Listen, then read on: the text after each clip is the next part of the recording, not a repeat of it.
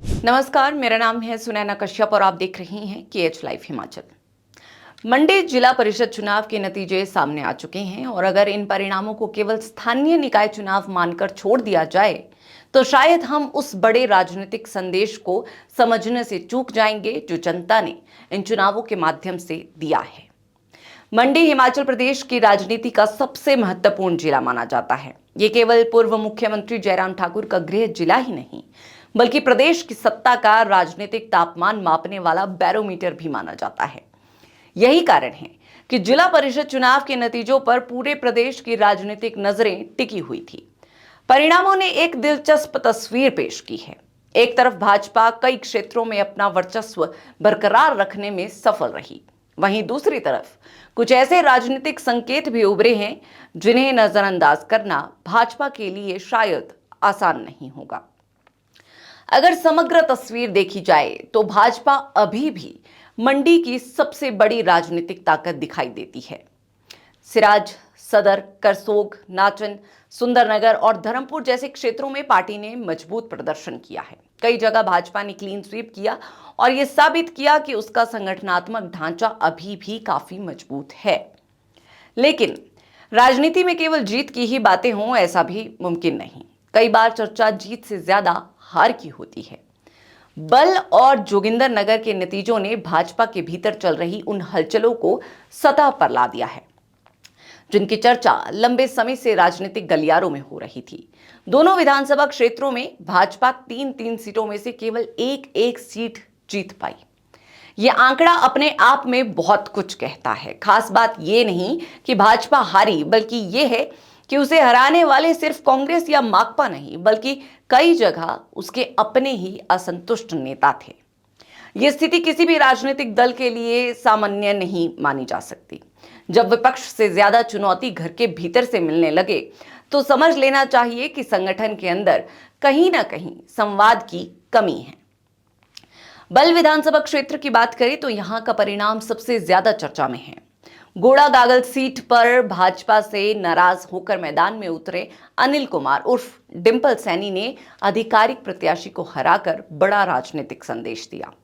Lower Rewalsar में कांग्रेस की जीत और अन्य क्षेत्रों में भाजपा की कमजोर स्थिति ने यह सवाल खड़ा कर दिया है कि क्या बल में भाजपा का संगठन पहले जैसे मजबूती में है या नहीं।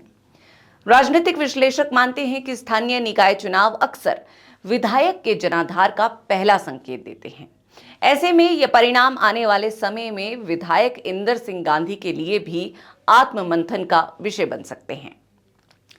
जोगिंदरनगर की तस्वीर भी भाजपा के लिए बहुत राहत देने वाली नहीं रही। यहां माकपा ने एक बार फिर साबित किया है कि मजबूत स्थानीय नेतृत्व और वैचारिक प्रतिबद्धता आज भी चुनाव जिताने की क्षमता रखते हैं। भड़ियाड़ा और कुफरी जैसे क्षेत्रों में माकपा की सफलता ने दिखाया कि भाजपा का राजनीतिक विस्तार हर जगह निर्विरोध नहीं है। दूसरी ओर निर्दलीय और असंतुष्ट उम्मीदवारों की जीत ने भाजपा संगठन की अंदरूनी चुनौतियों को उजागर किया। जोगिंदरनगर के नतीजे बताते हैं कि अगर स्थानीय स्तर पर असंतोष को समय रहते नहीं संभाला गया तो उसका सीधा असर चुनावी परिणामों पर पड़ सकता है। इन चुनावों का सबसे बड़ा राजनीतिक संदेश भाजपा की गुटबाजी को लेकर है। लंबे समय से ये कहा जाता रहा है कि सत्ता में लंबे समय तक रहने के बाद राजनीतिक दलों के भीतर कई शक्ति केंद्र विकसित हो जाते हैं। मंडी के नतीजे उसी सिद्धांत की पुष्टि करते फिलहाल दिखाई देते हैं। कई जगह कार्यकर्ताओं और स्थानीय नेताओं की नाराजगी खुलकर सामने आई। टिकट वितरण को लेकर असंतोष भी चुनावी नतीजों में झलकता दिखाई दिया। हालांकि ये कहना भी गलत होगा कि भाजपा का जनाधार कमजोर हो गया है। करसोग में 4 सीटों पर जीत, सिराज में क्लीन स्वीप और सदर में शानदार प्रदर्शन यह दिखाता है कि जहां संगठन सक्रिय है और नेतृत्व मजबूत है वहां भाजपा आज भी सबसे प्रभावशाली शक्ति बनी हुई है। खासकर सिराज का परिणाम ये संदेश देता है कि जयराम ठाकुर का प्रभाव क्षेत्र अभी भी भाजपा के लिए सबसे भरोसेमंद राजनीतिक आधार बना हुआ है। इसी तरह करसोग में विधायक दीपराज का प्रदर्शन भाजपा के लिए राहत का विषय है। अगर कांग्रेस की बात करें तो इन चुनावों ने उसे उम्मीद की नई खिड़की जरूर दी है। कांग्रेस पूरे जिले में भाजपा को चुनौती देने की स्थिति में नहीं दिखी, लेकिन जहां भाजपा के भीतर मतभेद थे वहां उसने अवसर का लाभ उठाया। कांग्रेस के लिए सबसे सकारात्मक पहलू यह है कि भाजपा का वोट बैंक पूरी तरह अभेद नहीं है। विपक्ष के लिए यही सबसे बड़ी राजनीतिक पूंजी होती है। अगर कांग्रेस इन क्षेत्रों में अपने संगठन को और मजबूत कर पाती है तो भविष्य में मुकाबला और रोचक हो सकता है। माकपा के लिए भी ये चुनाव संजीवनी साबित हुए हैं। हिमाचल की राजनीति में अक्सर भाजपा और कांग्रेस के बीच सीधी लड़ाई देखने को मिलती है, लेकिन जोगिंदरनगर क्षेत्र के परिणाम बताते हैं कि माकपा अभी भी कुछ इलाकों में प्रभाव रखती है। ये प्रभाव सीटों की संख्या से ज्यादा राजनीतिक संदेश में दिखाई देता है। अब सबसे बड़ा सवाल यह है कि क्या ये नतीजे आगामी विधानसभा चुनावों का ट्रेलर है? इसका जवाब पूरी तरह हां या ना में नहीं दिया जा सकता। जिला परिषद चुनाव और विधानसभा चुनावों की प्रकृति अलग होती है, लेकिन इतना जरूर कहा जा सकता है कि इन चुनावों ने राजनीतिक दलों को जनता का मूड समझने का अवसर जरूर दिया है। भाजपा के लिए यह परिणाम चेतावनी भी है और अवसर भी।